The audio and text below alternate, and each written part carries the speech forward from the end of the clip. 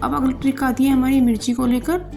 तो ये जो हरी मिर्चियाँ होती हैं ये कभी कभी बहुत चटपटी होती हैं, तो इससे क्या होता है जब हम काटते हैं तो हमारे हाथों में जलन हो जाती है। तो उससे बचने के लिए हमें लेना है फोर्क और उसमें हम इन मिर्चियों को इस तरह से लगा लेते हैं और इनके डंठल हमने निकाल दिए हैं। तो इस तरह से लगाने के बाद हम इन्हें चॉप करेंगे, इससे हमारे समय की बचत होगी और हमारे हाथों में जलन भी नहीं होगी। तो हमें चाकू जिगजैग वाला ही लेना है और आप चकले की जगह चॉपिंग बोर्ड भी ले सकते हैं। मैंने तो चॉपिंग बोर्ड नहीं है इसलिए चकला लिया है। तो इस तरह से आप सावधानी से मिर्ची को काट सकते हैं, तो आपके हाथों में मिर्ची बिल्कुल भी नहीं लगेगी। तो देख सकते हैं फ्रेंड्स कितनी ईजिली कट रही हैं और इससे हमारी 4 मिर्ची भी एक साथ कट रही हैं। तो ये बहुत ही यूज़फुल सी ट्रिक है, आपको ज़रूर से पसंद आई होगी। तो फ्रेंड्स इसे ज़रूर से फॉलो करिएगा, काम आता है। तो अब ये अगली ट्रिक है मेरी, जो ये पेन के कैप होते हैं इन्हें आप बिल्कुल भी भूलकर भी ना फेंकें। तो ये जो हमारे पैकेट होते हैं इनमें नमकीन वगैरह आती है और उनकी जिप जब ख़राब हो जाती है तो लग नहीं पाती है, तो उसके बाद हम इसे इस तरह से मोड़ करके अपने इन कैपों का इस्तेमाल कर सकते हैं। तो इस तरीके से हमारा जो पैकेट है ना वो बिल्कुल बंद हो जाएगा और इसके अंदर एयर भी नहीं जाएगी और ना नमी जाएगी। तो कितनी यूज़फुल सी ट्रिक है और आपके कैप भी काम आ जाएंगे। आप तो देख सकते हैं कि पैकेट भी बिल्कुल अच्छे से बंद हो गया है और इसमें एयर बिल्कुल भी नहीं जाएगी। तो कितनी अच्छी ट्रिक है, आप इसे फॉलो करिएगा। तो अब अगली ट्रिक है हमारी बोतल को लेकर। तो फ्रेंड्स ये जो हमारी पानी की बोतल होती हैं, क्या होता है कभी कभी हम रात को रखना भूल जाते हैं और हमें सुबह ठंडा पानी चाहिए होता है, हमें कहीं जाना होता है। तो आप मोजे को इस पर चढ़ा करके उसे गीला करके फ्रिज में रख सकते हैं। तो इससे फ्रेंड्स हमारा पानी जल्दी से ठंडा हो जाएगा। तो हमने बॉटल को मोज़ा पहना दिया है तो इससे हमारा पानी जल्दी से ठंडा हो जाएगा। अब हम जो बाकी और घर में बोतलें हैं उस पर भी हम मोज़ा पहना देते हैं, तो इस तरह से हमारा पानी ज़्यादा ठंडा और मीठा बनेगा। तो इस तरह से फ्रेंड्स आप कर सकती हैं, ये बहुत ही अच्छी यूज़फुल सी ट्रिक है, आप इसे ज़रूर से फॉलो करिएगा। हम इसे फ्रिज में रख रहे हैं, आप वीडियो में देख सकती हैं। तो इससे हमारा पानी कम समय में ठंडा हो जाएगा, तो हमारी इससे फ्रिज की भी लाइट की बचत होती है। तो आप देख सकते हैं हमने इसे फ्रिज में रखा है और आप मोजे को ज़रूर से गीला कर दीजिएगा। ट्रिक आती है मिर्ची को लेकर। तो फ्रेंड क्या होता है कि जो मिर्ची होती हैं कभी कभी बहुत चटपटी आ जाती हैं, तो इसका तीखापन हमें ज़्यादा ना लगे तो इसके लिए हमें करना क्या है, हमें सबसे पहले तो मिर्ची को धोकर साफ़ करना है और फिर उसके अंदर इस तरह से चीरा लगाना है। तो इस तरह से हम सभी मिर्चियों में चीरा लगा लेते हैं और जो इसके डंठल हैं उन्हें भी हम काट कर अलग कर देंगे। तो इसी तरीके से हमें मिर्ची को साफ़ करना है। तो बस इसी तरह से हमने मिर्ची को, अब आप देख सकते हैं वीडियो में, तो साफ़ किया है। अब हमने कढ़ाई में ऑयल गरम कर लिया है, अब मिर्ची को फ्राई कर लेते हैं। तो इससे फ्रेंड्स क्या होगा कि जो इसमें ज़्यादा चटपटापन है वो कम हो जाएगा और इसी तरीके से हमने इन्हें निकाल लिया है। इन्हें ज़्यादा नहीं फ्राई करना है, इन्हें हल्का ही फ्राई करना है। और अब आप देख सकते हैं कि मैंने इसमें मसाला ऐड कर दिया है। इसमें मैंने आधा चम्मच अजवाइन ऐड की है और इसमें 1 पिंच हींग ऐड की है और इसमें अब मैं धनिया पाउडर ऐड कर रही हूँ। धनिया हमें थोड़ा ज़्यादा सा डालना है। यदि आपके पास सौंफ का पाउडर हो तो वो भी डाल सकते हैं। मैंने लाल मिर्ची पाउडर और हल्दी भी डाल दी है, लेकिन मिर्ची आपको थोड़ी कम ही डालनी है क्योंकि मिर्ची इसमें भी होती है। और इसी तरह से हमें मिर्ची को फ्राई कर लेना है।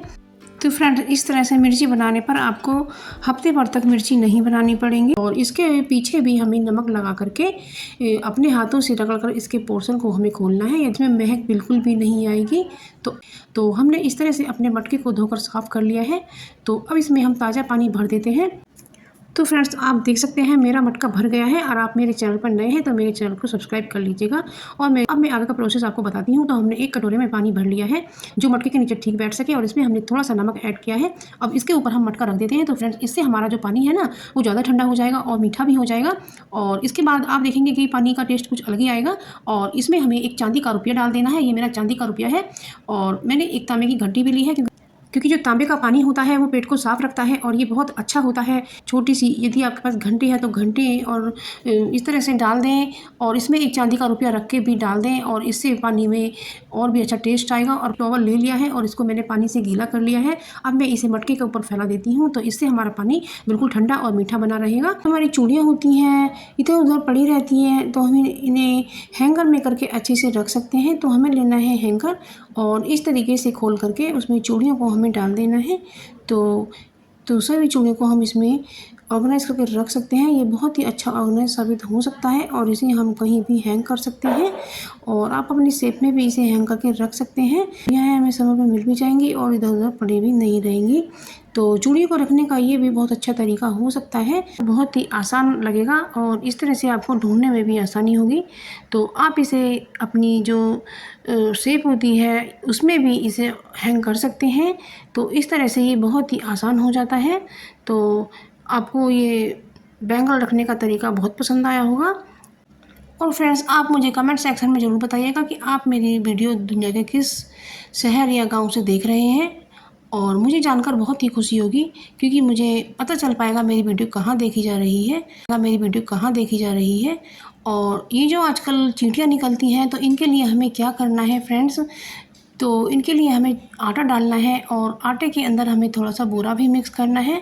तो जब ये चींटियाँ आती हैं तो वहाँ पर हम ज़रा सा आटा डाल देते हैं तो ये आटा लेकर चली जाती हैं और इन्हें थोड़ा सा हमारा पुण्य भी लग जाता है और इन्हें थोड़ा सा भूख भी मिट जाती है। तो ये बहुत ही अच्छी ट्रिक है और आप ज़रूर से जब भी आपको कहीं चींटी दिखाई दे तो आप आटा ज़रूर से डालिएगा। ये बहुत अच्छा होता है और इससे हमारी ग्रह भी टल जाती हैं। तो ये हमारा यहाँ तुलसी का पौधा उगा हुआ है तो मैं यहाँ पर भी थोड़ा सा आटा डाल देती हूँ क्योंकि चींटियाँ जब आएंगी तो तुलसी के पौधे की जड़ को नहीं खाएंगी और ये आटा ही लेकर चली जाएंगी, क्योंकि ये पौधों की जड़ों में हो जाती हैं और पौधों की जड़ों को खाती रहती हैं, उससे हमारे पौधे ख़राब हो जाते हैं। तो इस तरह से फ्रेंड्स ज़रूर से कीजिएगा। ये बहुत ही यूज़फुल सी ट्रिक है, आपको ज़रूर पसंद आई होगी।